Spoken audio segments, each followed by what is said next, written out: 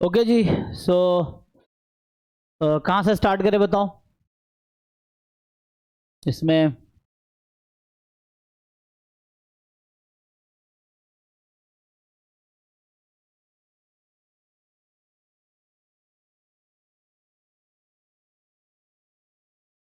Already PY Q आपको पता है ये वेबसाइट पे है। तो वेयर टू स्टार्ट, ये किसका है? ये तो आईएसआई वालों का है ना।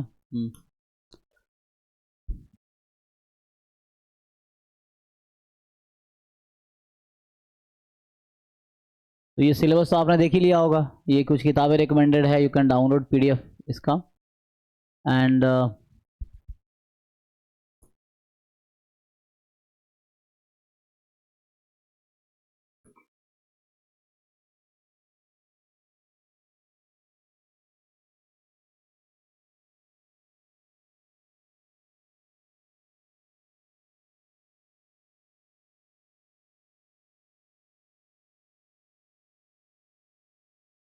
फिर ये रहा पेपर। ऑलरेडी बता चुका हूँ कि ये 18, 19, 20, 21, 25 तक 2018 से 2025 तक का पेपर भी है, सॉल्यूशन भी है। अब इसमें बताओ मेरी मैं क्या हेल्प कर सकता हूँ। ये है सिलेबस भी इतना ज़्यादा मुश्किल है नहीं। सिलेबस में कुछ अगर चाहते हो डिस्कस करना तो बताओ क्या करें। School level mathematics, discrete mathematics, probability theory, programming.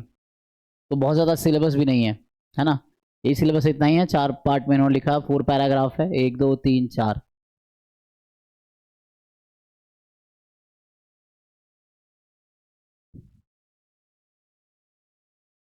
और ये जैम जैसा नहीं है ना, जैम से क्या ही, बस जैम में ये वाला पोर्शन है, बाकी तो सब एक्स्ट्रा ही है ऑलमोस्ट। ये पूरा जैम में होगा। जिन्होंने जैम एमएस की तैयारी किया है तो ये वाला पोर्शन है, बाकी सब थोड़े अलग, कुछ पार्ट कॉमन होगा, मैक्सिमम मिनिमम ये सब। तो जिनको तैयारी करनी है खुद से एफर्ट्स करो। और ये बताओ मैं क्या कराऊँ, है ना। अब कितने दिन बचे हैं एग्जाम में? 2 मई को है।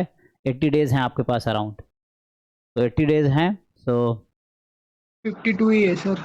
हाँ, कितने देर? 52। ओ सॉरी सॉरी, अभी क्या मार्च चल रहा है ना, मैं फरवरी सोच रहा हूँ। ओ एक मिनट। तो अप्रैल मई, हाँ सॉरी, तो मैं है ना, क्योंकि फरवरी में था ना वो। तो अभी तो क्योंकि फरवरी में है ना जैम हुआ था उसके बाद।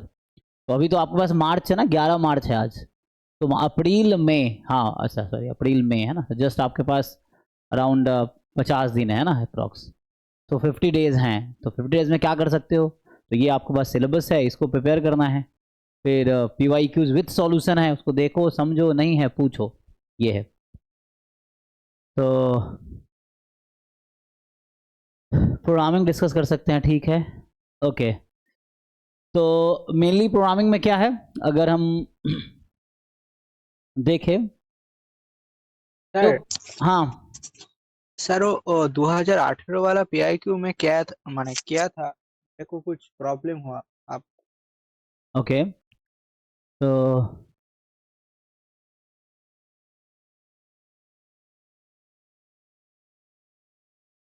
तो 1 बाई 1 ही कर सकते हैं। 1 बाई क्या करें इसमें? देखो प्रोग्रामिंग में बहुत ज़्यादा आपसे एक्सपेक्ट नहीं कर रहा। क्या एक्सपेक्ट कर रहा है?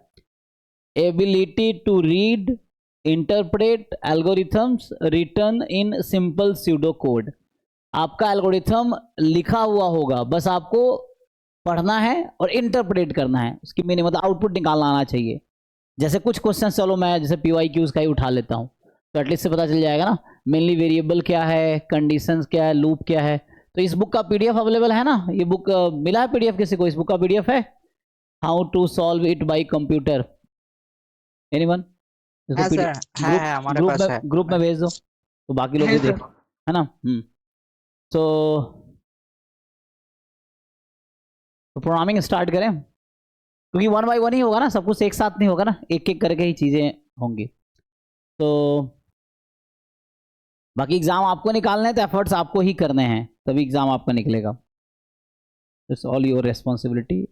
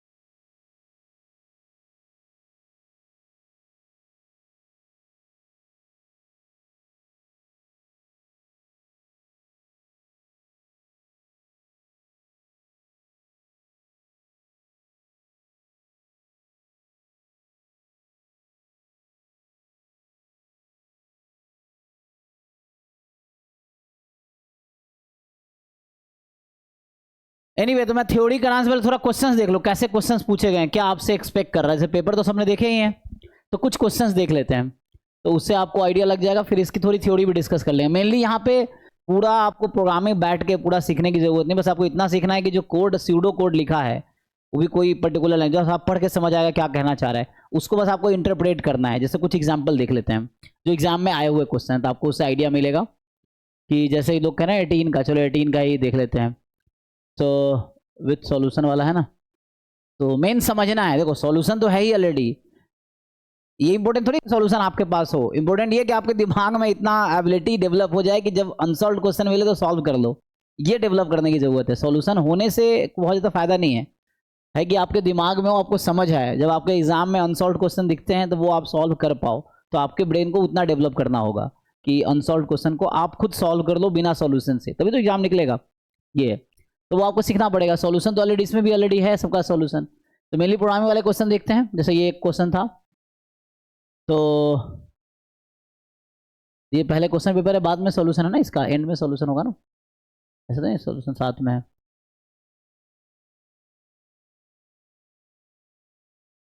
अच्छा, तो ये जैसे 20 के नीचे सॉल्यूशन है, 19 के नीचे सॉल्यूशन ऐसा है, तो मैट्रिक्स वाला हो गया।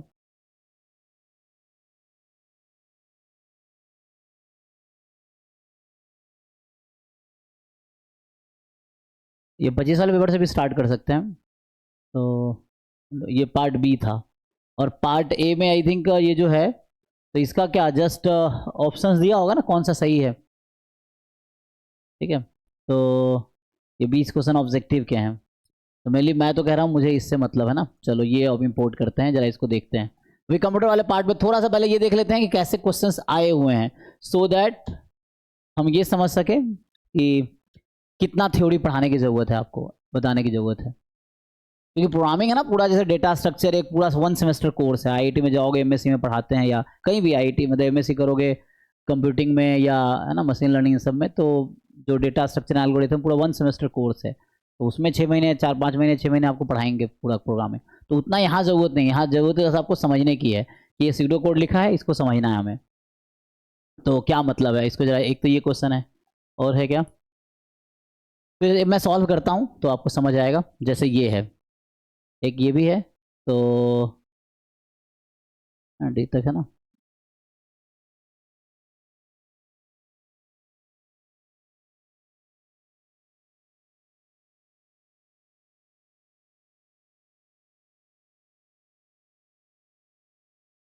ठीक, कुछ क्वेश्चन इंपोर्ट कर लेते हैं पहले, फिर 1 बाई 1 सॉल्व करेंगे। तो 2 प्रोग्रामिंग के क्वेश्चन यही है, ये 18 में 2 थे। मैं कह रहा हूँ ए वाले पार्ट का यहाँ पे आंसर लिखा है ना, मतलब जो ऑब्जेक्टिव पार्ट है इसका आंसर बस दिया हुआ है, और सब्जेक्टिव पार्ट का डिटेल सॉल्यूशन भी है जो आपसे एग्जाम में एक्सपेक्ट कर रहा है। तो ये बस आपके आंसर्स यहाँ दे रखे हैं, तो इसको मैच करेंगे बाद में। ये 18 वाला पेपर है, चलो इसको देख लेते हैं। तो ये जो क्वेश्चन है ये 2018 है ना। चलो जरा इसको समझते हैं। तो ये 2018 जो है CMI वाले पेपर का 18वां क्वेश्चन है। अब इसको समझिए क्वेश्चन क्या कहना चाह रहा है। पहले 2 क्वेश्चंस देखो, फिर आपको समझ आएगा। बहुत लोग जिन्होंने थोड़ा बहुत प्रोग्रामिंग पढ़ा होगा 11th-12th में, तो हो जाएगा। Given the following definition of the function FOO या F00 समझ लो, जो भी समझना है। सो व्हाट डज FOO आपके पास जो है 1037,2 रिटर्न। तो ये फंक्शन है एक्चुअली, है ना। तो प्रोग्रामिंग लैंग्वेज में इसको फंक्शन बोला है, मतलब फंक्शन डिफाइन किया हुआ है। तो FOO एक फंक्शन है जिसमें जो वेरिएबल है उसमें 2 वेरिएबल है। एक वेरिएबल की वैल्यू इनपुट इन्होंने, वेरिएबल यहाँ n और d है, तो उसके प्लेस पे इन्होंने 1037 रखा है और 2 रखा है। तो n की जगह 1037 है और d की जगह 2 है, ठीक है। तो आपको ये आउटपुट निकालना है इसका। Note that A/B denote quotient integer part of A divided by V for integer A and B, ठीक है ना। इंटीजर पार्ट है, कोसेंट है। लाइक अगर आप ये A/B किसके इक्वल होगा, समझाने के लिए मैं बोलूँ कि आप क्या कर रहे हो, यहाँ से A को डिवाइड कर रहे हो B से, राइट। तो A is divided by B, then यहाँ कुछ आएगा कोसेंट और बाद में रिमाइंडर। तो ये कोसेंट जो आएगा वो है, ठीक है, जो इंटीजर पार्ट होगा। तो यहाँ आता है मान लो A को आप B से डिवाइड कर रहे हो, तो इसका मतलब ये जो भी कोसेंट आएगा वो है। समझाने के लिए जैसे मान लो 7 डिवाइडेड बाई 3, सो 3 को है ना 7 को आप डिवाइड कर रहे हो 3 से, सो 3 2 जा 6, तो 6 रिमाइंडर 1 हो गया। तो ये 2 कोसेंट है इसीलिए 2 है। तो ये एग्जांपल दे रहा है 7/3 is 2। ये प्रोग्रामिंग का एक मतलब आपको कोड बता रहा है कि डबल स्लैश लिखेंगे। अब जैसे डिवीजन का साइन कीबोर्ड में डायरेक्ट तो रहता नहीं है, कीबोर्ड में होता है, ये कंप्यूटर का कीबोर्ड, डिवीजन का साइन तो है नहीं डायरेक्ट। तो आप मेन क्या है, कंप्यूटर से कोई क्वेश्चन सॉल्व करवाना है तो कंप्यूटर को उसके लैंग्वेज में बताना पड़ेगा जो वो समझ सके, है ना। जैसे आप कोई लोग कम्युनिकेट कर रहे हैं, मान लो एग्जाम्पल के लिए आपके सामने कोई पर्सन जो हिंदी समझता है तो आप हिंदी बोल रहे हो, अगर इंग्लिश समझेगा तो इंग्लिश बोलोगे, उर्दू समझेगा उर्दू बोलोगे, नेपाली फारसी जो भी है, तो वैसे होता है ना कम्युनिकेशन। तो उस तरह से सेम कंप्यूटर को आपको समझाना है कोई चीज़ें तो उसके लैंग्वेज में लिखना पड़ेगा। तो वही लैंग्वेज कोडिंग है, प्रोग्रामिंग है ना जो बोलते हैं। तो अब प्रोग्रामिंग में जो भी आप मतलब जो भी आप इंटरफेस यूज़ कर रहे हो, C++ का लिख रहे हो तो उसका अपना एक सिंटेक्स है, उसमें लिखना पड़ेगा। पाइथन, आर, जावा, इतने सारे लैंग्वेजेस हैं, सैस और ये सब जो भी हैं, तो उसके अकॉर्डिंग लिखना है। तो आपको एक सूडो कोड दिया, तो ये बस एक मीनिंग बता रहा है कि डबल स्लैश का मीनिंग प्रोग्रामिंग में क्या है, इस क्वेश्चन में स्पेशली क्या मतलब है, ठीक है ना। तो ये क्लियर हो गया डबल स्लैश का मतलब। अब आते हैं इस पे। अब इन्होंने एक फंक्शन डिफाइन किया FOO, जैसे दो वेरिएबल है n और d वेरिएबल है। अभी फंक्शन कैसे काम कर रहा है, तो ये जो वैल्यू डिफाइन होता है ना, तो x को असाइन किया, x की वैल्यू इनिशियल वैल्यू 0 है, x की जो इनिशियल वैल्यू इस फंक्शन में 0 रखा। अब कह रहा है while n is more than equal to 1, जब तक n की वैल्यू 1 या 1 से ज्यादा है तब तक आपको ये काम करते जाना है रिपीट मोड में। कब तक, जब तक n की वैल्यू 1 या 1 से ज्यादा है तब तक ये चलती रहेगी। लूप बोलते हैं इसको, है ना, programming language this is a loop. तो लूप आपको वर्क करता रहेगा।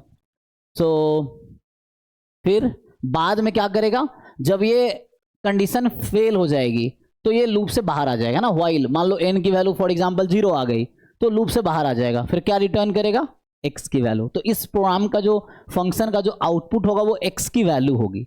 मतलब अगर आप ये प्रोग्रामिंग लिखोगे लैंग्वेज में, एंटर करोगे तो आउटपुट क्या देगा आपको, x देगा, x की जो वैल्यू आएगी। तो आपको क्या निकालना है, तब हम क्वेश्चंस पे आते हैं। हमें चाहिए, तो हमारे क्वेश्चन में इसको मैं इधर सॉल्व करूँ या इसी पे कर दूँ, तो ये तो एक जस्ट समझाने के लिए था, चलो यहीं पर ट्राई करते हैं। ये तो क्वेश्चन समझ रहे थे जस्ट हम। तो हमारे क्वेश्चन में क्या है, n की जगह इन्होंने रखा है 1037 और d की जगह रखा है 2, ठीक। अब मुझे इस प्रोग्रामिंग को रन करना है मैनुअली। मतलब आपको ये मतलब आप यहाँ क्या टेस्ट करना चाह रहा है कि आपकी जो है इंटरप्रिटेशन की जो एबिलिटी है वो समझना चाह रहा है कि प्रोग्रामिंग को आप कितना समझते हो। कोड लिखा हुआ, कोड आपको नहीं लिखना है, कोड ऑलरेडी लिखा हुआ है। मतलब कोड मतलब प्रोग्रामिंग, जब मैं कोड वर्ड यूज बोल रहा हूँ मतलब प्रोग्रामिंग, सो है ना, प्रोग्राम ऑलरेडी लिखा हुआ है, आपको प्रोग्राम को इंटरप्रेट करना है जस्ट, है ना, कि आउटपुट क्या होगा। तो इसको जस्ट आपको इंटरप्रेट करना है। तो जैसे इसमें स्टार्ट करते हैं, तो n 1037 है एंड d 2 है, x इनिशियली 0 है, मतलब x की इनिशियल वैल्यू 0 उन्हें असाइन किया, ऐसा होता है 0 is assign to x। And अभी मैं पूरा पढ़ा नहीं था, while n more than equal to 1, जब मैंने कहा x n की वैल्यू जब तक 1 या 1 से ज्यादा है तब तक ये लूप काम करेगी। तो लूप में हो क्या रहा है कि x प्लस 1 की वैल्यू x को असाइन हो गया, मतलब x की वैल्यू 1 बढ़ जाएगी, कहने मतलब जो x की वैल्यू बढ़ती रहेगी, है ना। तो x जो है वो x प्लस 1 के इक्वल हो जाएगी, और n की वैल्यू जो है n, जो n डिवाइड बाई डी है वो n की वैल्यू असाइन, मतलब n अपडेट होती रहेगी। तो मतलब x की न्यू वैल्यू हो जाएगी x प्लस 1 और n की न्यू वैल्यू हो जाएगी n डबल स्लैश डी। तो चलो इसको रन कराते हैं जरा। तो इसको कैसे रन करेगा, मेनली आपको पता है जो मैं लिख रहा हूं ये काम कंप्यूटर बैकग्राउंड में करती है, आपको सीधा आउटपुट दिखता है। तो जो अभी मैं करूंगा वही काम कंप्यूटर जो है वो बैकग्राउंड में होता है वो चीजें, तो उसको आप समझो। और प्रोग्रामिंग पढ़ने से ना आपको बहुत सारी चीजें समझ आती है कि कैलकुलेटर कैसे काम करता है, ये जो इतने चैट बोर्ड है ये सब कैसे काम करता है, या जितने आजकल इलेक्ट्रॉनिक डिवाइसेस देख रहे हो, तो आप ये रियलाइज कर, जितना प्रोग्रामिंग आप समझोगे उतना आप रियलाइज करोगे अच्छा ये कैसे फंक्शन कर रहा है चीजें, उस सब के पीछे प्रोग्रामिंग है ना। ये है चैट जीपीटी इवन वर्क कर रहा है उसके पीछे प्रोग्रामिंग है, वेबसाइट जितनी बनी हुई है सबके पीछे प्रोग्रामिंग है, वैसा मतलब सब प्रोग्राम लिखा हुआ है सबके पीछे। सो देखिए ट्राई करते हैं। तो पहला स्टेप क्या होगा, जैसे मैं स्टेप वाइज कर देता हूं। तो पहला स्टेप क्या है, x तो जो हमारा 0 है, जो स्टेप 1 में लिख देता हूं, ठीक है, कि या ऐसे ही प्रॉपर स्टेप 1 करता हूं मैं। स्टेप 1 में क्या है कि हमारा x की वैल्यू तो पहले से ही 0, x तो इनिशियली इसने 0 कर रखा, मैं लूप रन करा रहा हूं एक्चुअली, है ना। तो हम जस्ट रनिंग अ लूप। तो स्टेप 1 में क्या है, एन में यहाँ से ये मैं वाइल लूप बोलते हैं इसको, है ना, वाइल लूप, कई सारे डिफरेंट लूप होते हैं। तो फॉर लूप है ना, इस तरह से है। तो इसमें तो चलो वाइल लूप देखते हैं। तो इसमें जो होगा,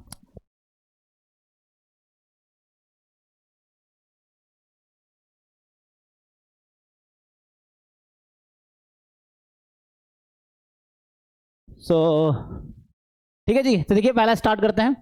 तो स्टेप 1 में शुरू में एन मोर देन इक्वल, तो शुरू में एन हमारा है 1037। मैं इस लूप को रन कर रहा हूं फर्स्ट टाइम, मतलब अभी एन है। अब कह रहा है जब तक n more than equal to 1 है, एक्स को असाइन करो x प्लस 1। तो इनिशियली x 0 था। अब जब आप ये लूप रन करेंगे तो x की अब वैल्यू हो जाएगी x प्लस 1, तो 1 हो गई अब। और n को असाइन करोगे n double slash D. n double slash D यहां समझा दिया गया है आपको। तो मतलब जो n की अब अपडेटेड वैल्यू होगी वो होगी 1037 डबल स्लैश 2। तो सबको समझ आ रहा है क्या होगा? 1037 को 2 से डिवाइड करो, क्वोशेंट क्या आएगा, इंटीजर क्वोशेंट क्या आएगा? Anyone tell? मेरे साथ तुम भी करो, ये नहीं बस देखते रहो, कुछ नहीं होगा उससे, खुद लिखोगे करोगे तब आएगा। ये चीजें हैं, मेन चीजें कब करनी आती। प्रोग्रामिंग वैसे ही है, ड्राइविंग साइकिलिंग की तरह है, स्विमिंग की तरह है, खुद करोगे तभी आएगा। दूसरों को देखो तुम्हें लगेगा आसान है, जब खुद करोगे डूब जाओगे, वैसा है, या गिर जाओगे एक्सीडेंट हो जाएगा। ये जो साइकिलिंग सीखते हैं, ड्राइविंग सीखते हैं, स्विमिंग सीखते हैं, ये कब आता है? जब तुम खुद करोगे, है ना, दूसरों को देख के नहीं आएगा ये चीजें। तो वैसे ही है, जैसे मैं ये लिख रहा हूं, तुम खुद लिखो और बताओ वैल्यू क्या है, तभी सीख पाओगे।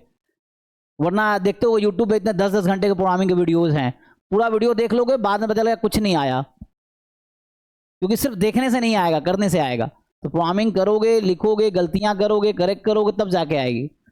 यही है। बताओ इसको डिवाइड करो। सर इसका 518 आया है। हाँ डिवाइड कर दिया ना, 518 आ गया।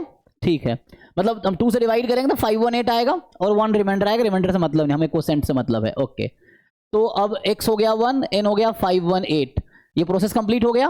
ओके, अब स्टेप 2 चलेगा। स्टेप 2 में समझ आ रहा है? वापस लूप, अभी व्हाइल लूप, ये रिपीट मोड पे चलती रहेगी। लूप है मतलब ये रिपीट मोड पे चलती रहेगी। कब तक? जब तक ये कंडीशन ट्रू है। अगर ये कंडीशन फॉल्स हुआ तो लूप के बाहर आ जाएंगे हम। तो अभी हम लूप में फंसे हुए हैं, काइंड ऑफ समझो। कब तक फंसे रहेंगे? जब तक n की वैल्यू 1 या 1 से ज्यादा है। तो अभी n क्या है? अभी आपका n क्या हो गया? तो n की अपडेटेड वैल्यू 518 है। अब फिर प्रोसेस रिपीट करो। तो स्टेप 2 में क्या होगा? x को x प्लस 1 कर दो। अब यहाँ x 1 है, तो ठीक है ना। तो x कितना हो गया? अभी आपको समझ आ जाएगा पैटर्न, मतलब इतना करना ही पड़ेगा, जब समझ जाओगे तो इजीली हो जाएगा। तो x अभी बढ़ जाएगा, 2 हो गया। ठीक, अब n नेक्स्ट क्या होगा? फिर से 259। 518 डबल स्लैश 2, यही रहेगा ना? कितना आ गया? 259। 259। फिर ये स्टेप 3 करते जाओ। कब तक? जब तक कि n की वैल्यू 1 से कम ना हो जाए, तब तक चलता रहेगा ये। तो अगले स्टेप में x की अपडेटेड वैल्यू 3 होगी एंड n की अपडेटेड वैल्यू 259 डबल स्लैश 2, ये कितना आएगा? खुद अपना अपना कैलकुलेशन करो सब लोग। बाकी इनको समझ आ गया? You keep going until n की वैल्यू 1 से कम ना हो जाए। और 1 से कम हो गया, जो उस समय x है वो आउटपुट आ जाएगा, 129 आएगा। 129। फिर रिपीट करते हैं, चलिए आगे बढ़ते हैं फिर से। 128 मन। 128, हाँ देख लेना, रिमाइंडर को छोड़ देना, इंटीजर वैल्यू चाहिए। तो 128, 8 दूने 16, 9 दूने 18, आई थिंक 9 होगा, चेक करो। 9 होगा ना? 129 होगा। वही 9 होगा। सो ठीक, उसके बाद नेक्स्ट स्टेप ऐसी, स्टेप 4। तो स्टेप 4 में x एक और बढ़ जाएगा, तब 4 हो गया। और n अपडेट होके फिर से वही 129 डबल स्लैश 2। इसमें आपको व्हाइल लूप समझ आया? 69 टाइप। कितना आ गया? 64। 129 था ना, 64। ओके, फिर ऐसे ही नेक्स्ट स्टेप 5, x एक और बढ़ जाएगी, 5 हो जाएगी, और n again 64 double slash 2, 36, sorry 64 का हाफ कितना हो गया? 32। देन रिपीट कीजिए इसको, करते जाइए, आगे बढ़ते जाइए। स्टेप 6, मतलब लूप चल रहा है, स्टेप लूप में चल रहा है ना। तो स्टेप 6 में फिर से वही x एक फिर से बढ़ जाएगी, तो x विल बी 5 है ना, मतलब यहाँ खत्म हुआ फिर वहाँ गया, फिर ये ऐसे चल रहा है ना, रिपीट मोड में।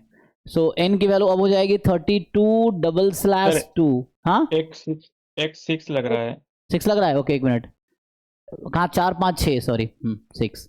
फिर स्टेप 7, तो वैसे ही x बढ़ जाएगा 7 और n हो जाएगा 16/2, तो 8 एंड कंटिन्यू करो इसको, कीप डूइंग।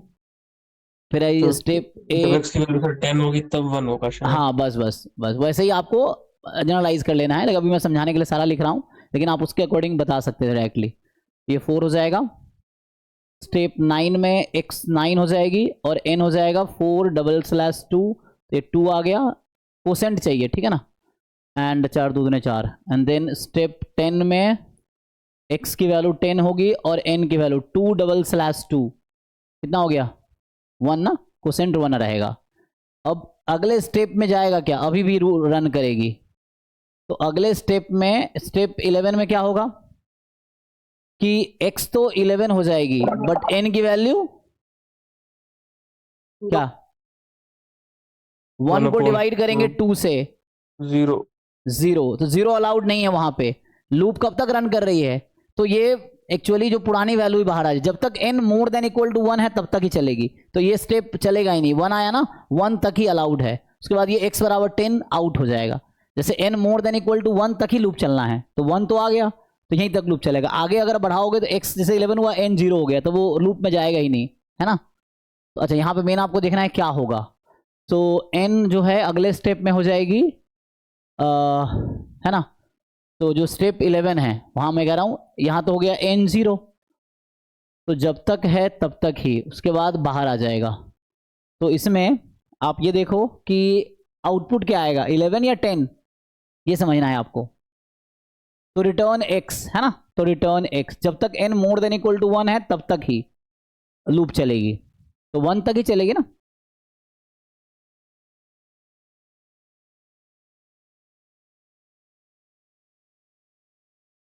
तो स्टेप 11 भी एग्जीक्यूट हो रहा है ना, तो 11 हो जाएगा। क्या बोल रहे हैं, स्टेप 11 भी एग्जीक्यूट हो रहा है ना सर, तो 11 हो जाएगा। 11 तक तो जा रहा है, 11 गया लेकिन n 0 हो गया उस केस में, है ना, तो 11 आउट हो जाएगा भाई ना, ऐसा कह रहे हैं आप। दिमाग लगाइए, सोचिए थोड़ा, खुद से दिमाग लगाइए, फिर मैं बताता हूँ। सर 11 हो जाएगा। ओके आपको सोचना है कि क्या आएगा, मैंने वही सोचना है आपको कि क्या होगा। जैसे समझ रहे यहाँ क्या बोला है, n more than equal to 1 तक। देखो इसमें ध्यान रखना, ऑर्डर इंपॉर्टेंट होता है प्रोग्रामिंग में, ऑर्डर इंपॉर्टेंट है। ऑर्डर इन सेंस पहले क्या आ रहा है, जो पहले आ रहा है वो पहले एग्जीक्यूट होगा, फिर वो बाद में। जैसे n more than equal to 1 है, जैसे अभी यहाँ पे n अभी 1 है, तो लूप के बाहर तो नहीं आ सकते। लूप कब तक रन करेगी, जब तक n more than equal to 1 है। तो यहाँ पे n तो 1 आया, तो हम लूप में जाएंगे, क्योंकि n जब तक मोर देन इक्वल टू 1 है आपको लूप में जाना। लूप ये कर्ली ब्रैकेट है, काइंड ऑफ ये समझ सकती है, कर्ली ब्रैकेट है लूप है, तो व्हाइल लूप बोलते हैं इसको। तो जब तक ये कंडीशन ट्रू है तब तक लूप एग्जीक्यूट होती रहेगी, और जब ये कंडीशन फॉल्स होगा will come out of loop actually. तो जैसे यहाँ पे n बराबर 1 आया, x 10 है, n बराबर 1 है, तो we are still in the loop actually, क्योंकि n more than equal to 1 है, तो will go inside loop again. अब x की वैल्यू अपडेट होगी x प्लस 1, तो अभी x 10 है, तो जब स्टेप 11 में जाएंगे तो पहले x एग्जीक्यूट होगा, तो x एग्जीक्यूट होगा, x बराबर x प्लस 1, तो x की वैल्यू एक ऐड हो जाएगी, तो x हो गया 11, एंड n की वैल्यू जो हो जाएगी 0 हो गई। तो अभी तो x एग्जीक्यूट हो चुका है एक्चुअली ना, तो x इज ऑलरेडी एग्जीक्यूटेड। तो आपको क्या बोला है कि अगर ये फॉल्स हुआ तो you will come out of loop, and what will return, will return x। तो ये अब लूप में नहीं जाएगा, अब आप लूप में नहीं जाओगे। लूप में कब तक जाते, तो ये n बराबर 0 क्या करेगा, अब ये लूप के बाहर भेज देगा। n 0 हो गया ना, loop will be working till n more than equal to 1, so n तो यहाँ 0 हो गया, तो अब लूप के हम बाहर आ जाएंगे। तो ये वाइल लूप खत्म हो गया, अब हम उसके बाहर आ गए, और बाहर क्या हो रहा है, रिटर्न x। तो यहाँ पे क्या रिटर्न x मिला था आपको 11, तो फाइनली x बराबर 11 इज द आउटपुट। तो इसको रन करोगे तो 11 इसका आउटपुट आएगा, ठीक है। सो अगर सर तो इसका ऑर्डर अगर नेक्स्ट होता तो 10 होता। हाँ एग्जैक्टली वही कहना चाह रहा हूं, अगर n पहले होता और x बाद में होता तो x तक पहुंचता ही नहीं वो, है ना। अभी क्या हुआ, पहले x पे पहुंचा फिर n पे गया और तब n 0 हो गया, तो x तो एग्जीक्यूट हो चुका है एक्चुअली, तो मेमोरी में x तो 11 हो चुका है एंड देन n 0 हुआ तो वो आउट हो गया। अगर पहले ये लिखा होता और ये नीचे लिखा होता तो n 0 हो जाता पहले, तो तभी बाहर आ जाता, तब 10 आंसर आ जाता, ठीक है। तो अगर यहाँ ऑर्डर भी इंपॉर्टेंट है प्रोग्रामिंग, पहले आप क्या लिख रहे हो ना, वो मतलब फर्स्ट लाइन जो पहले एग्जीक्यूट होगी फिर नेक्स्ट लाइन एग्जीक्यूट होगी, ऐसा है। तो अगर ये n वाला ऊपर होता x वाला नीचे होता तो आंसर 10 होता है इसका। n वाला नीचे है तो बाद x तो 11 हो चुका है, मतलब मेमोरी क्या अपडेट होती रहती है सिस्टम में ना।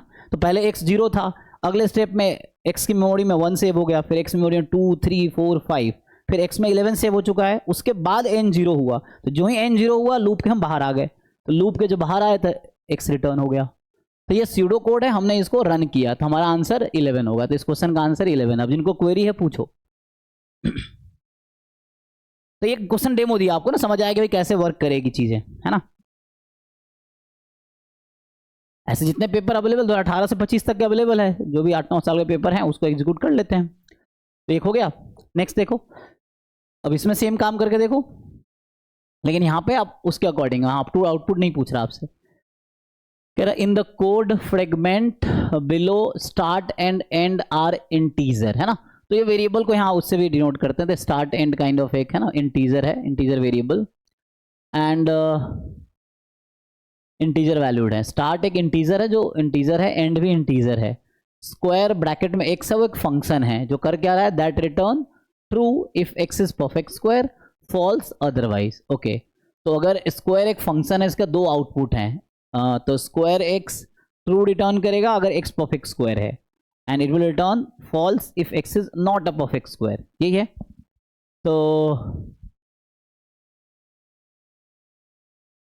फॉल्स अदरवाइज, तो इसको क्या करना, अब तो प्रोग्राम दे दिया। तो इनिशियली i 0 असाइंड है, j 0 असाइंड है, k 0 असाइंड है, फॉर m। अब ये फॉर लूप है, तो ये जो अभी कह रहे हैं ना जैसे प्रोग्रामिंग कुछ वो है, तो ये फॉर लूप है। मैं शुरू से पढ़ा भी सकता हूँ, देखते हैं जरूरत पड़ी तो हम लोग इन्हें शुरू से डिस्कस कर सकते हैं। तो ये है फॉर लूप है, for m in start, start plus 1 and and. तो स्टार्ट कोई इंटीजर है, इसको ऐसा भी कर सकते हैं i प्लस 1 i प्लस 2, लेकिन i ऑलरेडी अलग वेरिएबल है, कुछ नया वेरिएबल k मान लो, k भी है ऑलरेडी जो असाइन नहीं है, कुछ नया वेरिएबल ले सकते थे। तो स्टार्ट भी एक वेरिएबल है। तो m की वैल्यू जब तक, तो ये भी एक लूप है, पिछला एग्जांपल आपने व्हाइल लूप देखा, अब ये फॉर लूप है। तो ये कब तक वर्क करेगी, जब तक m की वैल्यू स्टार्ट है या स्टार्ट प्लस 1 है या एंड तक है। तो जब तक m की वैल्यू इसमें है तब तक ये लूप वर्क करेगी, तो फॉर लूप बोलते हैं इसको ना। तो इट विल वर्क, ठीक है। तो for m in start, start plus 1 dot dot dot up to end है, तो दिस लूप विल वर्क। तो इसका ब्रैकेट कहाँ से स्टार्ट है ना, तो ये ब्रैकेट लूप वाला है और इसका एंड यहाँ हो रहा होगा, ऐसा है। तो एक बार चेक करना एंड कहाँ है, किसका क्या है। तो ये उससे पहले ब्रैकेट तो नहीं ना कहीं पे, तो कौन कहाँ एंड हो रहा है अब देखना पड़ेगा, कहाँ से स्टार्ट हो रहा है, ठीक है। तो इस ब्रैकेट का एंड यहाँ है, इसका ये होगा, ठीक है। ओके, तो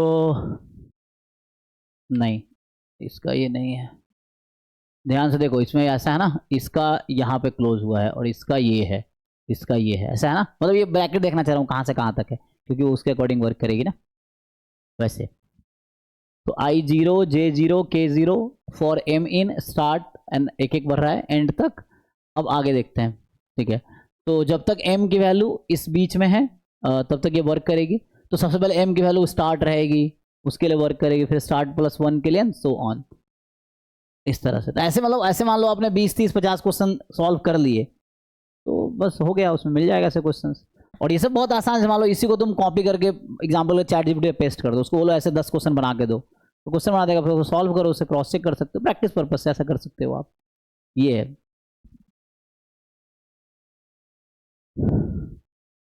ठीक है। तो यहाँ पे m की वैल्यू इसमें है, तो अगर if square m is true, मतलब स्क्वायर m ट्रू कब होगा, जब m परफेक्ट स्क्वायर होगा तभी ना।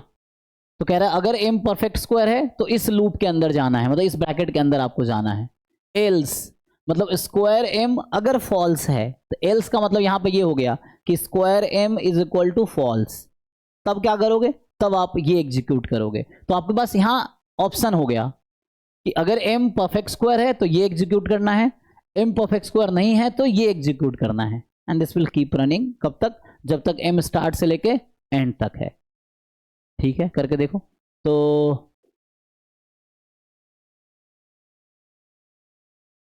ठीक है, तो स्टार्ट करें। कहना क्या चाह रहा है आपको, ऑप्शन में आते हैं। तो मतलब क्या होगा, अगर मान लो m परफेक्ट स्क्वायर है एग्जांपल के लिए, तो क्या होगा, i की वैल्यू अपडेट हो रही है ना, साइन को i इक्वल हो जाएगा i प्लस एम स्क्वायर। ये आपने एलिमेंट्री ऑपरेशन पढ़े हैं ना, ये कुछ ऐसा आप रिलेट कर पाओगे। r1 is equal to r1 plus 2r2, ये करते थे हम लोग एलिमेंट्री ऑपरेशन मैट्रिक्स में। वैसे कुछ समझ लो कि i जो है अब चेंज हो रहा है, तो i की जगह अब क्या लिखना है, i प्लस एम स्क्वायर। जैसे r1 को चेंज करते थे, r1 की जगह ये होता था फर्स्ट रो में, तो वैसे ही है।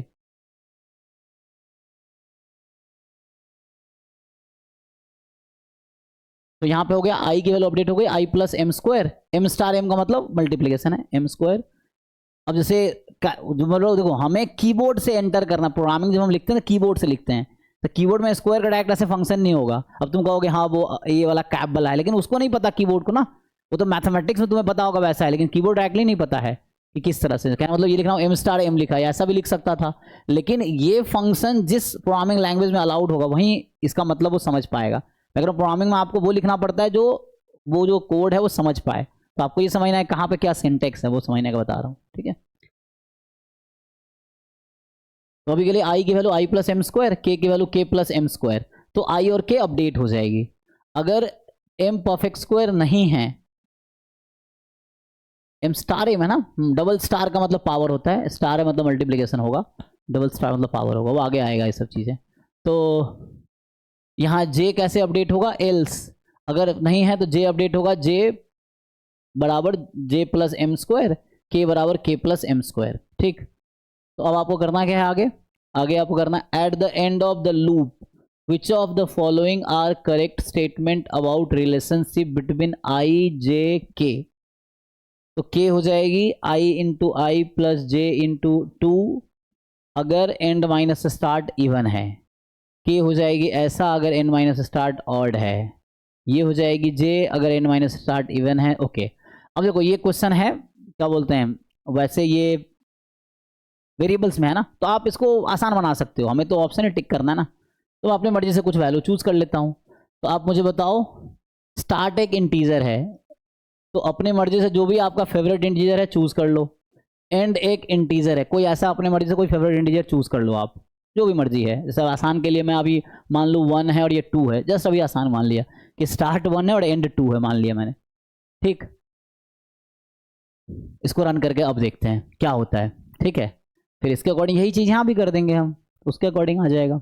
ठीक है, तो जैसे ये कह रहा है कि एंड माइनस स्टार्ट अगर इवन है, तो यहाँ पे जो मैंने एग्जांपल लिया है उसमें एंड माइनस स्टार्ट जो है वो क्या है, 2 माइनस 1 1 है, जो कि ऑड है ना। एंड माइनस स्टार्ट जो है वो ऑड है। ठीक, तो अभी मैं ऑप्शन लिया हूँ वो इसमें और इसमें काम करेगी, क्योंकि एग्जाम्पल भी सुटेबल होने चाहिए चेक करने के लिए। तो ये एग्जाम्पल इसको टेस्ट कर सकता है, स्पेशली एग्जाम्पल फॉल्स बता सकता है ना। तो हम डिस्कार्ड करने की कोशिश करते हैं, लेकिन आर बता रखा ना, correct statement about the relationship between. तो ये तो इन जनरल है ना, तो किसी भी एग्जाम्पल के लिए ट्रू होगा, वैसा होगा। तो करके देखो, अब इसको रन करके देखो, समझ आएगा। तो इनिशियली i 0 है, j 0 है, k 0, मैं रन करा रहा हूँ उसको। ठीक है, फॉर m इन, अब बोला है ना प्रोग्रामिंग में, फॉर m इन 1 to 2, मतलब 1 और फिर अगला, पहले m की वैल्यू 1 होगी फिर 2 होगी। तो if square m is true then this will happen this. Okay, तो अब देखो यहाँ पे पहला स्टेप में आते हैं, तो मैं इसको हटाओ अब सीधा से ना, लगाऊं, चलो ठीक है।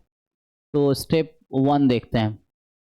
जब m 1 है तो मुझे बताओ, जब m 1 है तो i की अपडेटेड वैल्यू क्या, मतलब कौन सा वर्क करेगा, ये पहले ये समझना पड़ेगा आपको। m 1 है तो ये वाला काम करेगा या ये वाला काम करेगा, मतलब इफ काम करेगा या एल्स काम करेगा। इफ एल्स मतलब दो ऑप्शन है, आइदर दिस और दिस। आपको याद है ना, जैसे जब कॉल सेंटर का कॉल आता है कंपनी का, क्या बोलता है, इंग्लिश के लिए 1 दबाएं, हिंदी के लिए 2 दबाएं। तो आप अगर 1 क्लिक करते हो तो इफ वाला काम होता है, 2 क्लिक करते हो तो एल्स वाला काम होता है। तो वहां भी वैसे ही जो आपको जो है ना ऑटो टोन जो कॉल आते हैं, जो है ना, जो ऑलरेडी रिकॉर्डेड होते हैं ना, वो तो जो कंपनी कॉल आता है, जो आता है प्री रिकॉर्डेड कॉल्स जो होते हैं, तो यही होता है प्रोग्रामिंग में। कि भाई आपको ऑप्शन दिया गया, आप 1 क्लिक करोगे तो वो इफ वाला पार्ट रन होगा, 2 क्लिक करोगे तो एल्स वाला पार्ट रन होगा, और भी आगे होता है इफ एल्स इफ, कई सारे ऑप्शंस बनाए जा सकते हैं, तो उसके अकॉर्डिंग चीज़ें प्रोग्राम्ड होती हैं। तो वैसे ही है, ठीक है। तो अगर ये वाला पार्ट ओके है तो ये रन होगा, ये ओके है तो ये रन होगा, ठीक है। तो कोई एक ही है, तो अभी कौन सा वाला रन होगा, क्या लगता है, इफ वाला या एल्स वाला? M1 है तो इसको क्या मानोगे आप? या कुछ दूसरा एग्जांपल भी हम ले सकते थे, अब चाहो तो यहाँ पे, अब ऐसे कुछ हम उस तरह का एग्जांपल ले सकते हैं। फॉर एग्जांपल थोड़े बड़ा नंबर, अगर इसमें कन्फ्यूजन है ना, तो इसको हम चाहो तो थोड़े से नॉन ट्रिवियल एग्जांपल ले लेते हैं। लेट्स से 4,5 ऐसा ले लिया, तब भी n - स्टार्ट बनी है ना, ठीक है ओके। तो यहाँ 4,5 कर दिया समझने के लिए, तो यहाँ M4 है, तो 4 परफेक्ट स्क्वायर है ना, तो 4 परफेक्ट स्क्वायर है, तो ये रन कराओगे। अब इसको रन कराओ, तो इसमें अब i की वैल्यू जो अपडेट होके आएगी i + m², तो m तो 4 है और i शुरू में 0 है, तो यहाँ पे i 0 रहेगा, 4 × 4 16, तो i की वैल्यू अपडेट हो गई 16। एंड k की वैल्यू भी अपडेट होगी, k की वैल्यू अपडेट होगी k + m², तो k + m², k क्या है, k शुरू में 0 था एंड m यहाँ 4 है, तो ये भी 16 हो गया, ओके। अब अगले में क्या होगा, तो ये तो रन कर गया, अब है ना, ये for m in this else this will happen. अच्छा अगला क्या होगा, m की वैल्यू फिर 5 होगी, है ना, तो m की वैल्यू जब 5 होगी तो उसमें फिर j की वैल्यू अपडेट होगी, है ना, क्योंकि m 1 by 1 पुट होगा, पहले m स्टार्ट होगा, स्टार्ट +1 स्टार्ट +2 एंड तक जाएगा, तो अब m बराबर 5 में तो फॉल्स वाला ट्रू होगा, तो फॉल्स जब होगा, दूसरा है ना स्टेप 1, ये स्टेप 2 समझ लो, अब 2 इन द सेंस उसके अंदर फॉर लूप में हम काम कर रहे हैं, तो m जब 5 है तो 5 तो परफेक्ट स्क्वायर है नहीं, तो फॉल्स आएगा, क्योंकि उसने बोला परफेक्ट स्क्वायर होना चाहिए ना, perfect square true otherwise false, okay. तो यहाँ फॉल्स आएगा, फॉल्स में एल्स पार्ट रन होगा, एल्स पार्ट में j अपडेट होगा, तो अब j अपडेट होगा j प्लस, ठीक है, ध्यान दो m पहले 1 लिया, फिर ये रन हुआ, वापस हम m, पहले m स्टार्ट पे काम हुआ, अब ये रन करके वापस चले गए, अब हम स्टार्ट +1 पे आए, लेकिन मेरा तो 2 ही यहाँ ले रखा हूँ, तो पहले 4 पे आया फिर 5 पे आ गया, यहीं पे खत्म हो गया, तो अब m 5 पे है हम लोग, तो अब j अपडेट होगा, क्या होगा मुझे बताओ, j + m × 2, तो j तो पहले 0 है, 0 + m × 2, 5 × 2 10 हो जाएगा, ओके। अब k अपडेट होगा, अब मुझे बताओ यहाँ पे k अपडेट होगा k + m × 2, तो k की वैल्यू क्या है यहाँ पे, step 2 what is the value of k, हम क्या लेंगे, 16, क्योंकि k अब जहां तक रन कर चुका है मेमोरी में वो फिट है, वो मेमोरी डिलीट होता रहता है, जैसे यहाँ j की मेमोरी में 0 है, लेकिन जब ये m की वैल्यू स्टार्ट था, मतलब m की वैल्यू जो 4 था, तो i की मेमोरी में 16 है और k की मेमोरी में 16 है, हाँ, तो अभी हमें k यूज करना है, तो k 16 है अभी जो रन हो रहा है ये, तो ये होगा 16 + m × 2, तो m तो 5 है, तो ये 10 हो जाएगा, ठीक है ना, तो ये 26 हो गया, ओके। अब मैंने 2 ही लिया है, तो बस ये हो गया खत्म, एंड तक आ गया, क्योंकि एंड हमारा 5 था ना, स्टार्ट 2 ही था बीच में, फिर ये अब बाहर आ जाएगा। अब तो क्वेश्चन ये बोला गया है आपको अब कि at the end of the loop which of the following are correct statement about relationship between i j k। तो अब जैसे अभी हमने जो एग्जांपल लिया ऑड आया था, तो हम इसके साथ चेक कर सकते हैं, चेक करके देखते हैं, इन जनरल भी कर सकते हैं, लेकिन अभी मैं नहीं कर रहा हूँ, थोड़ा एग्जांपल ले कर रहा हूँ, ज़्यादा समझ आएगा आपको। तो k की वैल्यू जो है i × i + j, अगर ऐसा है तो कितना आया है k की value, at end of the loop, at the end of loop which of the following are correct statement about relations between i j k, end of the loop. तो loop के बाद k की value कितनी आई, हमारा k की value कितना है 26 है, 26 क्या है यहाँ पे, इसको क्या ऐसा बनेगा, ये देखिए ये वाला k - j है या i² + j है, सॉरी एक मिनट, एक तो k की पूछ रहा है, पहले k को देख लेते हैं, तो i × i कितना है 16 × 16 + 10, दैट्स तो नहीं है, क्या ऐसा है जी, नहीं, एंड i बराबर k - j, तो i = k - j, k आपका 26 है एंड में और j 10 है और i 16 है ना, ये तो ट्रू लग रहा है, डी ऑप्शन है ना, अगर ये तो फॉल्स लग रहा है, और जब ये एंड माइनस स्टार्ट ऑड है तो i की वैल्यू k - j है, तो एट द एंड देखो, एंड होने के बाद क्या है, आई की मेमोरी में 16 है, जे की मेमोरी में 10 है और के की मेमोरी में 26 है। मतलब ये अभी वैल्यू है आउटपुट। इसका अगर आउटपुट बताएं इस केस में तो ये है। अब इसके अकॉर्डिंग देखो तो ये सही है ना, क्योंकि हमने तो एग्जांपल उसके अकॉर्डिंग लिया था, स्टार्ट 4 एंड 5। बताओ भाई अपना पॉइंट बताओ तुम लोग, ये ओके है कि नहीं? तो अभी अभी हमारे पास डी ऑप्शन ट्रू मिल रहा है मुझे, पर चेक कर लो आप लोग और बताओ। हाँ सर सही है। ठीक है ना, सर डी ऑप्शन समझ पा रहे हैं ना? तो इस तरह से आ जाएगा, तो ये ओके है। अब मैं कोई और भी एग्जांपल लूंगा तो इट विल वर्क। आप देखो अभी तो मैं एक एग्जांपल लिया हूं, आप और भी ले सकते हो। जैसे यहाँ आप 6 ले लो या 7 ले लो अभी के लिए, फिर वही चीज करो आप। तो यहाँ 4 5 6 7, तो ये 4 स्टेप तक जाएगा, फिर 4 5 6 7 वैसा जाएगा, और अपडेट होती रहेगी मेमोरी उसके अकॉर्डिंग। दूसरा एक और केस लेते हैं इन दोनों ऑप्शन को जस्टिफाई करने के लिए, है ना। अभी इन दोनों ऑप्शन को चेक किया मैंने क्योंकि इवन था ना, तो एक काम करो, 4 और 6 ले लेते हैं अब। तो अभी मैं क्या करता हूँ, अगले ऑप्शन के लिए एम को 4, मतलब एम नहीं, स्टार्ट को, एक मिनट, स्टार्ट एंड था ना, तो मैं क्या करता हूँ, स्टार्ट की जगह स्टार्ट को 4 ले लेता हूँ और एंड को 6 ले लेता हूँ। ठीक, तो पहले जो हमने काम किया था 4 5 पे काम किया, इसको ना मैं समझाने के लिए लिख रहा था। तो हमने अभी 4 5 के लिए काम किया था ये, अब हम 4 और 6 के लिए काम कर रहे हैं। तो अब क्या होगा, एम इन, पहले 4 फिर 5 फिर 6, 3 स्टेप में काम होगा। ठीक है, तो स्टेप 1 जब M4 है, ठीक, स्टेप 1 जब M4 है, तो 4 है M अगर, तो M इन है ना, तो M4 अब 4 क्या है, परफेक्ट स्क्वायर है, ये होगा तो ये वाला रन होगा। अब इसको रन करो तो I की वैल्यू हो जाएगी I प्लस एम स्क्वायर, तो I इनिशियली 0 है तो 0 प्लस एम स्क्वायर 16, और K फिर रन होगी K plus m square, K initially 0 है and then m square, m 16 हो गया। अब स्टेप 2 आएगा, स्टेप 2 में M को मुझे 5 रखना है, तो ये वाला पार्ट 5 परफेक्ट स्क्वायर तो है नहीं, तो ये वाला पार्ट रन होगा, तो यहाँ J अपडेट होगा J प्लस एम स्क्वायर, तो J तो 0 ही है क्योंकि अपडेट हुआ नहीं है J, तो J की जो वैल्यू है J प्लस एम स्क्वायर, ठीक है। तो आपके पास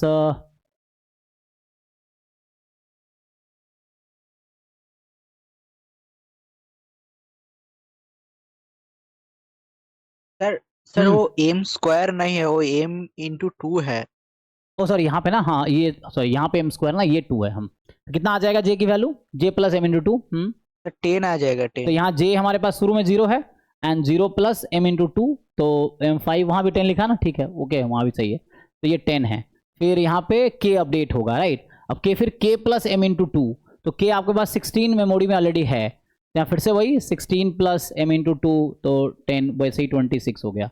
अब स्टेप 3 भी यहाँ रन होगा। अब स्टेप 3 में M की वैल्यू 6 है, राइट, 4 5 6, तो अब जब M 6 है तो 6 परफेक्ट स्क्वायर नहीं है, फिर से एल्स वाला पार्ट रन होगा, तो यहाँ J अब फिर से अपडेट होगा, तो J प्लस एम इंटू 2, अब J की जो पहले अपडेटेड वैल्यू कितनी है, 10 है, वो यूज होगी, तो 10 प्लस एम इंटू 2, 6 इंटू 2 12, तो J की वैल्यू कितनी 22 आ गई, एंड K अपडेट होगा, तो K की अपडेटेड वैल्यू कितनी है, यहाँ पे 26 पिछले स्टेप में था, तो वही यूज होगा, अपडेटेड वैल्यू यूज होगी, तो K is equal to 26 plus m into 2, तो M यहाँ 6 है, तो 26 प्लस 12, तो K की वैल्यू आ गई कितना जी, 38, देख लो। अब इसके अकॉर्डिंग आप ऑप्शन चेक करो, तो यहाँ कह रहा हूँ K आ गया फाइनली 38, ठीक है, और J आ गया है 22। अब देखो कौन सा ऑप्शन सही होगा, J इज 22 और I लास्ट अपडेट तो I यहीं पे हुआ था, तो फाइनल जो आउटपुट आया इसका एंड में आएगा वो I 16, J is 22 and K is 38। मैं एग्जाम्पल के थ्रू कर रहा हूँ। अब इसने कहा था कि अगर आपका जो डिफरेंस है एंड माइनस स्टार्ट ऑड है, ऑड वाला कर चुके हैं, इवन है ना यहाँ, तो क्योंकि 6 माइनस 4 2 है, इवन है, तो इसकी बात कर रहे हैं। तो कह रहा है K की value I square plus I into i plus J into 2 है, ऐसा है क्या? K की value I into I, 16 into 16, तो ज़्यादा हो गया है, तो बहुत ज़्यादा नहीं हो, 256 हो गया, इतना तो है ही नहीं K, तो ये तो गलत हो गया। अब इसमें देखो इवन है, ठीक है ना, हाँ, और इवन है तो J की वैल्यू K माइनस आई आएगी, तो J की वैल्यू जो है K माइनस आई आएगी, है ओके, 38 माइनस 16 22, तो सी और डी सही हो गया। तो इस तरह से मैंने एग्जाम्पल के थ्रू कर लिया, आप कोई और एग्जाम्पल लोगे तब भी हो जाएगा। तो बस आपको इसको, तो ये बैकग्राउंड में चलता है जब आप कोई प्रोग्रामिंग करते हो, तो कोडिंग में ना ये बैकग्राउंड में यही कैलकुलेशन कंप्यूटर करता है। क्वेश्चन सर देखने में बड़ा है, एक्चुअली सिंपल लॉजिक है। हाँ हाँ, कुछ क्वेश्चन आप करेंगे तो आपको आसान, देखो एवरीथिंग फर्स्ट टाइम सब कुछ मुश्किल लगता है, जब आप प्रोसेस में घुसते हो तो फिर चीज़ें आसान होती चली जाती हैं। और जिनको आज चीज़ें आसान लग रही है वो भी कभी न कभी हमारे आपके जैसे बिगिनर थे, एंड देन उसके बाद वहाँ तक पहुँचे हैं। तो जिन लोगों का ना क्वेश्चन ऐसे देखने में लग रहा है क्या है, बस पढ़ो एग्जीक्यूट करो हो गया। कभी 2 क्वेश्चन किए हमने तो बहुत लोगों को अब लगने लगा होगा कैसे काम कर रहा है चीज़ें, कुछ लोगों को पहले से पता रहा होगा, जिन लोगों को नहीं पता रहा होगा अभी आपको समझ रहा है कैसे वर्क कर रहा है। ऐसे 2-4 क्वेश्चन और करके देखेंगे, समझ आ जाएगा। तो ये ना 18 के पेपर में 2 क्वेश्चन आए थे, दोनों कर लिया। अब 19 के पेपर पे आते हैं। 18 वाला किया था हमने, ये जो 19 का है, चलो सोल्यूशन के साथ वाला डाउनलोड करते हैं, अगर जरूरत पड़ी तो देख लेंगे। सर 18 का ऑब्जेक्टिव में है। ऑब्जेक्टिव ही था दोनों, ये सब्जेक्टिव था ये कि ऑब्जेक्टिव ही था दोनों। 18 का दोनों ऑब्जेक्टिव पार्ट ही था। सब्जेक्टिव वाला देखिए, ये कह रहे हो? अच्छा ठीक ठीक, चलिए सब्जेक्टिव वाला देख लेते हैं। तो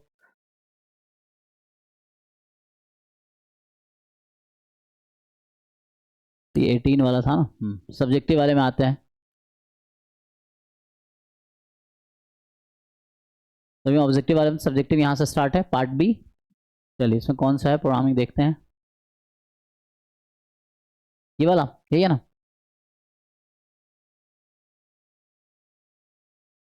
ठीक है, ABC with m cross what does the following algorithm compute. ठीक है, तो देखो अभी इसको हम इंपोर्ट करते हैं बिना सॉल्यूशन के, फिर समझते हैं क्या है।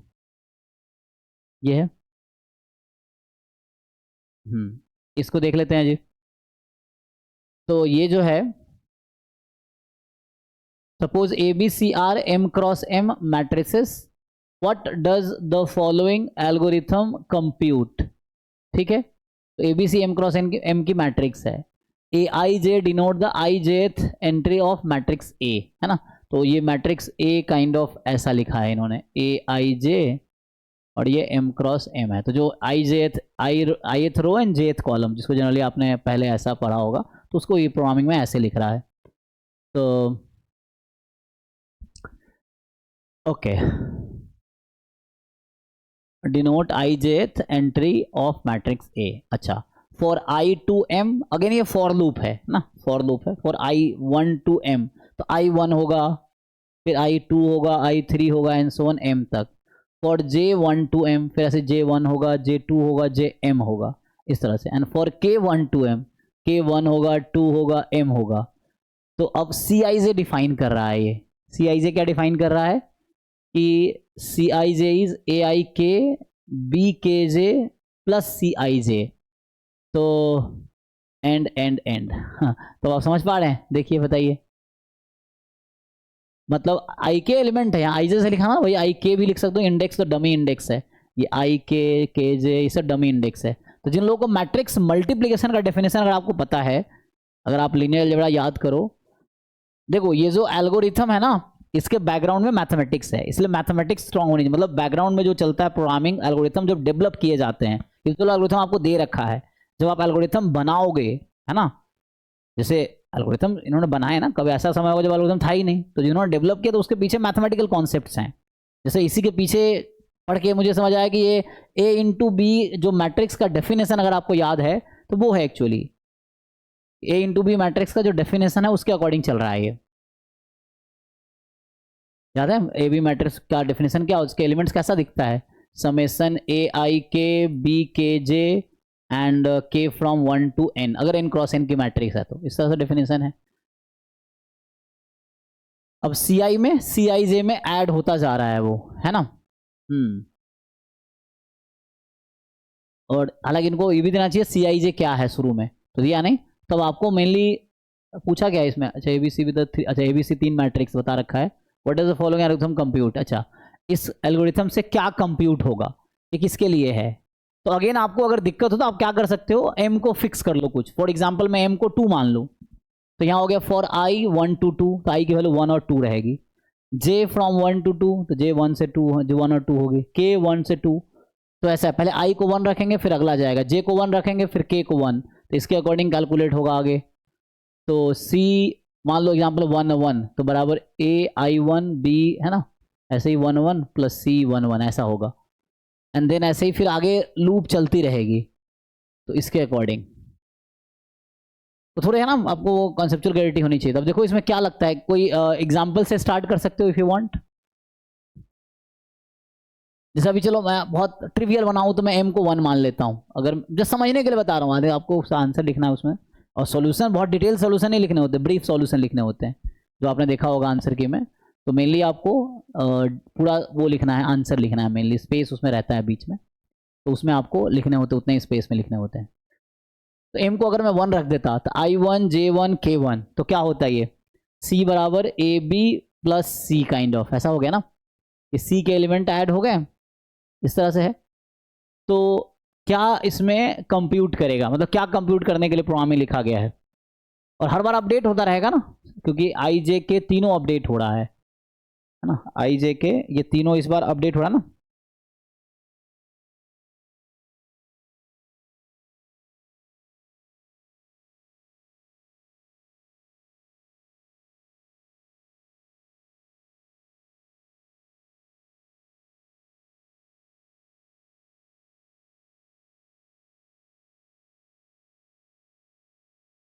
बताइए जी क्या लग रहा है, क्या कंप्यूट करना चाह रहा है ये।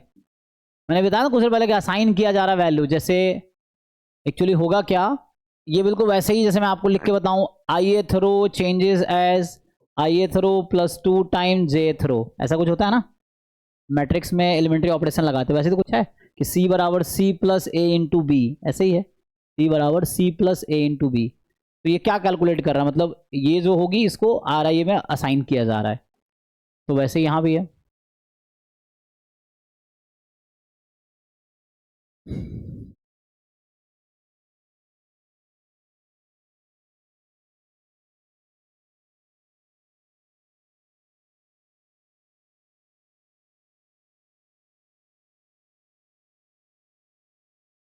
I1 to M, J1 to M, K1 to M, ठीक है। तो जितने भी ट्रिपलेट्स होंगे, जैसे मान लो ये कैसे कैलकुलेट होगा मैं समझा रहा हूँ आपको, हो क्या रहा है, जैसे 1 1 1 I J K, फिर 1 1 2, है ना, ये चलता रहेगा, लास्ट में M M M। अगर मैं ट्रिपलेट के फॉर्म में लिखता आई जे के को, तो इस पे एग्जीक्यूट होगा पहले, फिर इस पे एग्जीक्यूट होगा, फिर इस पे एग्जीक्यूट होगा, तो लास्ट में क्या मिलेगा आपको, क्या लग रहा है क्या मिलेगा मुझे।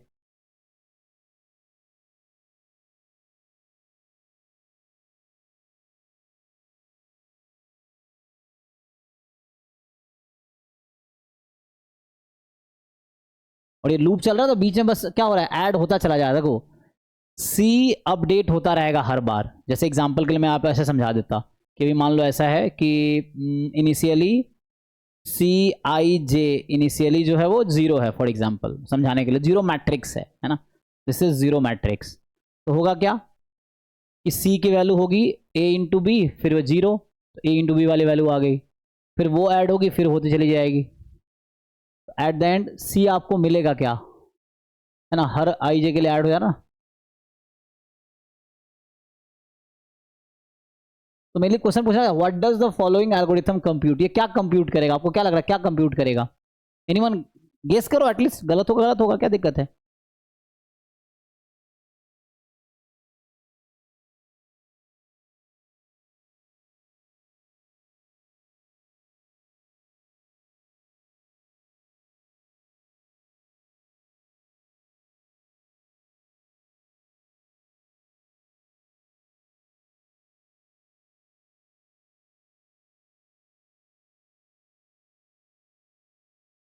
तो दिमाग लगाओ, 2 क्वेश्चन कर चुके हैं, हमें तीसरा क्वेश्चन है, अर्ली हमने डिस्कस कर भी लिया है ऐसे देखोगे तो।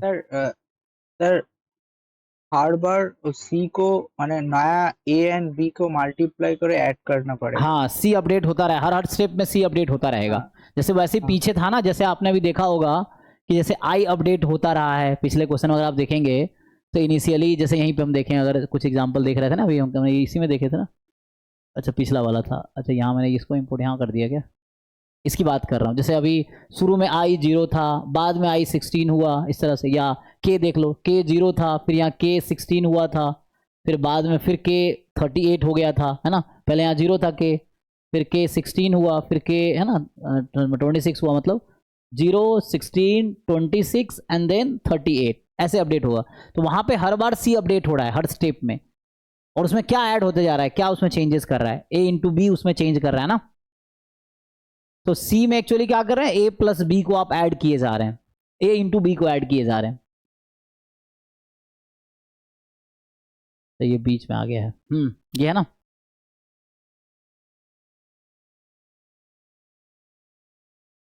ए बी और प्रीवियस सी को ऐड हो रहा है। हाँ, ए इंटू बी में प्रीवियस सी ऐड हो रहा है। हालांकि इन्होंने इनिशियल बताया ना सी क्या है, तो सी मैट्रिक्स में ए बी ऐड हो गया एक्चुअली, ऐसा समझ सकते हो। सी के जो एलिमेंट्स हैं उसमें ए इंटू बी मैट्रिक्स का एलिमेंट ऐड हो रहा है, ऐसा समझ सकते हैं आप कि matrix C is assigned as A B plus C, ऐसा मतलब सी जो एंड में अपडेट होगा वो A B plus C output आएगा। जो इनिशियली सी क्या डिफाइंड है उस पर डिपेंड करता है, कुछ ना कुछ असाइंड होगा ना इनिशियली, बोला ना इसने कि ए बी सी जो है an m cross n matrix जो गिवन होगी, तो ए मैट्रिक्स आपको गिवन है, बी भी गिवन है, सी भी गिवन है, ठीक। अब आप क्या कर रहे हैं, ये प्रोग्राम रन कर रहे हैं एबीसी मैट्रिक्स के लिए, तो सी मैट्रिक्स अपडेट होगा, और अपडेट होकर क्या बन जाएगा, तो अपडेटेड जो मैट्रिक्स है, updated matrix is C which is actually A B plus C. मतलब कहने का मतलब ये है कि सी जो हो जाएगा वो बाद में अपडेट होके ए बी प्लस सी, ये वैसे ही जैसे मैं पहले लिखता था, अभी समझाने की कोशिश कर रहा हूँ, आर आई प्लस है ना, are I plus 2 time R J के टाइम आर जे, तो वो अपडेट होके आर आई थ्रू अपडेट हो जाता है ना। तो वैसे ही यहाँ पे C matrix will be updated, it will equal to A B plus C, ये हो जाएगा।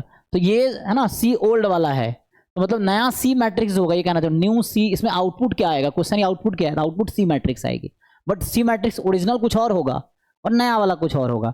जैसे यही इसी के एग्जांपल समझाऊं तो यहाँ पे आई इनिशियली 0 था, के क्या बता रहा हूँ, के 0 था और अपडेट हो क्या दिया आंसर 38, तो इनपुट तो इसका 0 है के की वैल्यू, और आउटपुट क्या है 38 है। तो वैसे ही सी कुछ इनपुट मैट्रिक्स होगा, लेकिन जो आउटपुट मैट्रिक्स सी आएगा एक्चुअली ए इंटू बी प्लस सी आएगा, तो ये इसका आंसर है।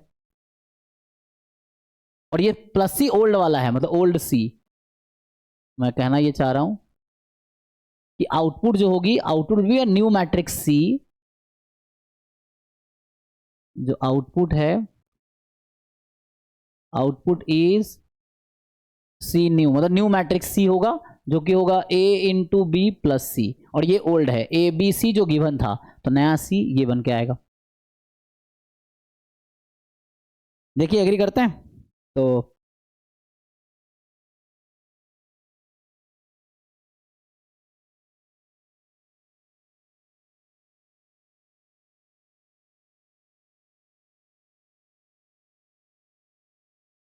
ओके नेक्स्ट पे आते हैं। तो मतलब सिंपली दिख रहा है ना कि हर बार एक सी मैट्रिक्स मुझे गिवन होगा, तो ये उसके एंट्रीज हैं, उसमें हर बार चीजें ऐड हो रही, तो मुझे आउटपुट सी मैट्रिक्स मिलेगा, but that will be the updated one and it will be equal to A B plus C. तो output is A B plus C matrix, this is output, C new लिख दिया हूं because C नया C matrix output आएगा and that will be, actually इसको लिखने की जरूरत भी नहीं है, आप लिखो output is A B plus C, इतना ही काफी है। इस मैट्रिक्स का जो आउटपुट है, जो रिजल्ट है at the end A B plus C आएगा, एबीसी मैट्रिक्स था। नेक्स्ट देखो, तो और क्वेश्चन है सब्जेक्टिव में, देख लेते हैं। तो अभी हमने सेकंड वाला दिखा था, और प्रोग्रामिंग क्या है, प्रोग्रामिंग पहले देख रहे हैं, ठीक है, तो वर्ड चेक कर लो।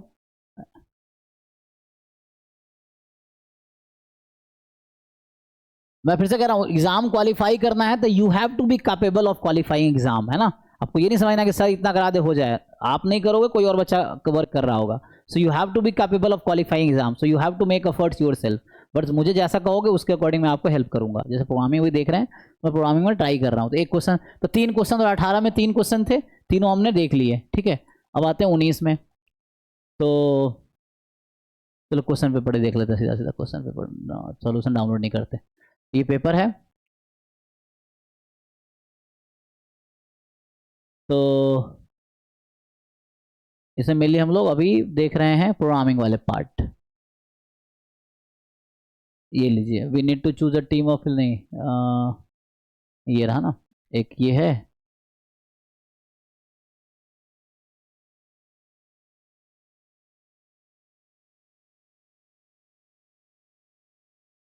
सिमिलर है। तो सब 50 क्वेश्चन कर लोगे ऐसे ही, आपको थ्योरी बहुत ज़्यादा पढ़ने की जरूरत भी नहीं पड़ेगी, पढ़ोगे तो फिर समझ आएगा वो, तो जितना प्रैक्टिस करोगे उतनी क्लैरिटी और कॉन्फिडेंस आएगा। ये देखिए, तो कह रहा है in the code fragment below start and are integer, ठीक, values and prime X is a function that returns true if x is prime, like वहां परफेक्ट स्क्वायर था, and false otherwise I J K. तो parallel question नहीं हो गया है ना, ये 19 का, ये 19 का पेपर है ना, 2019 का, तो 18 में भी ऐसे ही क्वेश्चन था, बस वहां आप कर पाएंगे, ट्राई करके देख लो, सिमिलर ही है। तो आई जे के इनिशियल वैल्यू 0 है, अब एम स्टार्ट टू एंड होगा, तो फॉर लूप यहां भी लगाया फिर से कि फॉर एम स्टार्ट, तो एम एक बार स्टार्ट लेगा, फिर उसका अगला, फिर उसका अगला, फिर एंड तक जाएगा। तो स्टेप 1 में एम, स्टेप 1 होगा एम बराबर स्टार्ट, स्टेप 2 एम बराबर स्टार्ट प्लस 1, एंड वो लूप चलता रहेगा कब तक, until m is equal to end, तो लास्ट स्टेप होगा m is equal to end, तब तक ये लूप चलता रहेगा, फिर आउटपुट आ जाएगा सीधा सीधा। तो प्राइम, अगर एम प्राइम है तो ये करो, एम प्राइम नहीं है तो ये करो, सिंपल। चले चलो, तो वैसे एग्जाम्पल से ही कर लो समझने के लिए अभी, जस्ट टू अंडरस्टैंड। तो क्वेश्चन है कि we wish to maintain the invariance, we want to maintain k बराबर आई माइनस जे, तो हम मेंटेन करना चाहते हैं कि के को आई माइनस जे रहे, ये डबल इक्वल है ना, तो प्रोग्रामिंग में इक्वल लिखते हैं, तो के को आई माइनस जे रखना चाहते हैं, ठीक है। After each iteration of the for loop, ठीक है, तो फॉर लूप के ईच इटरेशन के बाद जो के की वैल्यू हम लोग आई माइनस जे रखना चाहते हैं, ठीक है। So what should we insert at statement 1 and 2, जब we wish to maintain the invariant k बराबर, तो इनिशियल वैल्यू एक्चुअली में दे रखा, मुझे ऐसा लग रहा है इस तरह करना है क्या इसमें, क्या, ओ सॉरी, प्रोग्रामिंग में ये लाइन मिसिंग है, पूरा पढ़ो। स्टेटमेंट 1 क्या लिखना है वो आपसे पूछ रहा है, यहाँ पे उसके लिए ऑप्शंस हैं, ये लिखोगे क्या, और स्टेटमेंट 2 क्या लिखोगे, तो ये लिखोगे क्या, ऐसा है। तो ये 4 ऑप्शंस आपको दे रखा है कि स्टेटमेंट 1 की जगह क्या लिखना चाहिए, ताकि we wish to maintain the invariant k बराबर आई माइनस जे हो, तो के की वैल्यू आई माइनस जे रहे हमेशा, ऐसा कुछ। After each iteration of for loop, her iteration के बाद फॉर लूप के ईच इटरेशन में के की वैल्यू आई माइनस जे रहे, ठीक है। चलो देखते हैं।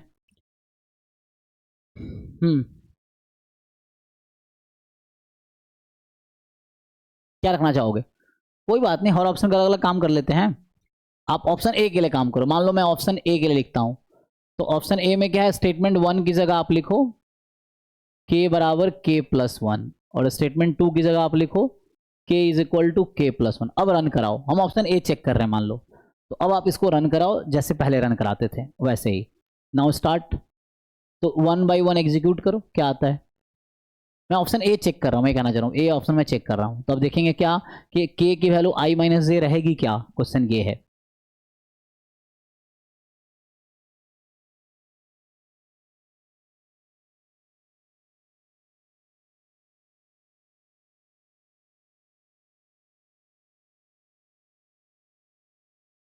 What should the insert statement 1 and 2?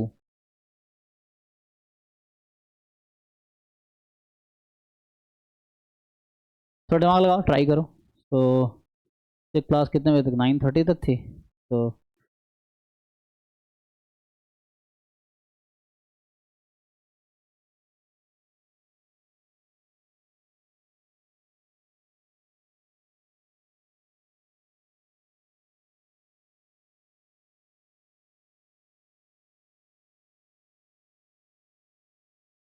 हम्म हम्म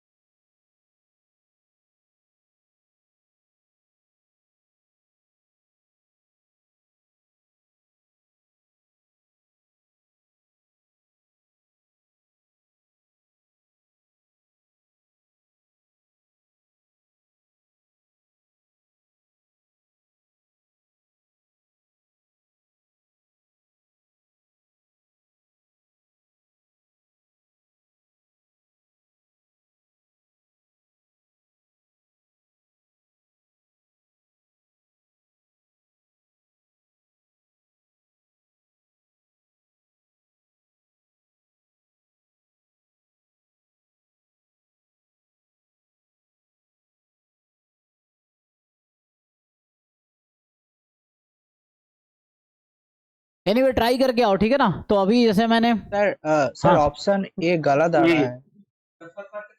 ये गलत आ रहा है, ओके। पूछा क्या था इसमें, what should be the statement 1 and 2 so that. तो मान लो आई जे के लूप स्टार्ट करोगे तो एम, अच्छा एम तो कुछ लेना पड़ेगा ना, एम तो हमें कुछ लिया नहीं, मेरा उसने तो ठीक आ रहा है सर। ठीक आ रहा है ना। तो एम मेनली तो कंडीशन एम पे है, so what is your start, what is your end. We wish to maintain the in example लेके कर लिया सर। हाँ वो एग्जाम्पल लेना पड़ेगा, लेकिन कैसा एग्जाम्पल होगा उसके अकॉर्डिंग। हर बोल रहा है कि हर इटरेशन में के की वैल्यू आई माइनस जे होनी चाहिए, यही कहना चाह रहा है ना, के बराबर आई माइनस जे हो। आगे वही मैं स्टार्ट करूंगा टाइम एंड हो जाएगा, ये कहना चाह रहा हूँ। तो इसको अभी इसको कल यहीं से स्टार्ट करूंगा। तो कहने का मतलब ये है कि आज हमने क्या डिस्कस किया है, इसको मैं कल यहीं से स्टार्ट करता हूँ। तो आप बेटर है आप लोग ट्राई करके आओ। पहले जितने प्रोग्रामिंग के क्वेश्चंस हैं, जैसे 2018 में 3 क्वेश्चन थे, ऐसे ही 2019 में भी 3 क्वेश्चन ही होगा, पेपर आप देखो पता चलेगा। तो मैं बस ये कहना चाह रहा हूँ 2018 वाले जो प्रोग्रामिंग वाले क्वेश्चन हैं हमने डिस्कस किए 2018 का आज, 2019, 2020, 2025। तो इसे 3 क्वेश्चन इसमें थे, ऐसे 3 इसमें होगा, 3 इसमें होगा, 2021 में 3 क्वेश्चन होंगे। तो इसको कंप्लीट करके आओ। तो आप अभी बैठ के क्या करो, ऑलरेडी पेपर वेबसाइट पे है, सारा पेपर डाउनलोड करो, ट्राई करके इसको कल तक कंप्लीट करके आओ। तो प्रोग्रामिंग वाले सारे क्वेश्चन कर लो। कितने होंगे, कितने पेपर है, 18 से लेकर 25 तक कितने पेपर है टोटल, कितने, 8 पेपर हो गए ना। तो 8 पेपर है, 8 8 3 24 क्वेश्चन होंगे। 24 क्वेश्चन में कितने टाइम चाहिए आपको, 24 आर एनफ है ना। मतलब सब मिला के तो 18 से 25 तक का जो पेपर यहाँ अवेलेबल है, मैं ये कहना चाह रहा हूँ कि ये जो 18 से लेकर 25 तक के पेपर अवेलेबल है, इसमें टोटल ईच पेपर में 3 क्वेश्चन है, ऑलमोस्ट एक ही देखा हमने, बाकी देख लेना। तो ऑलमोस्ट कितने होंगे, 20 से 25 क्वेश्चन होंगे। मैं कह रहा हूँ 20 से 25 क्वेश्चन कर लेंगे, 24 आर एनफ है ना। तो कल तक कंप्लीट करके आओ, कल जो बाकी रह जाएगा वो डिस्कस कर लेंगे। तो अगली प्रोग्रामिंग वाले क्वेश्चंस हो जाएंगे। हाँ मजाक, ठीक है।